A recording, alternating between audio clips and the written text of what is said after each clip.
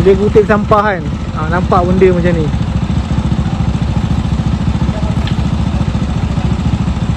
Hei Najam, ambil itu.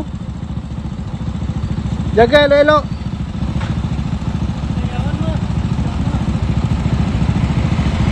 Itu angkat. Ni masalah kalau kerja jumpa benda macam ni. Ini masalah ni.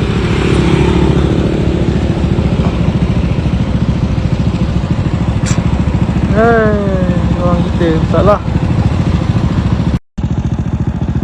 Ni cara dia nak buang tu. Kita kena hapuskan dulu tulisan tu. Hapuskan dulu kalimah tu. Hapuskan dulu.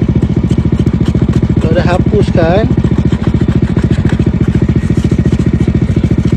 hapuskan macam ni semua,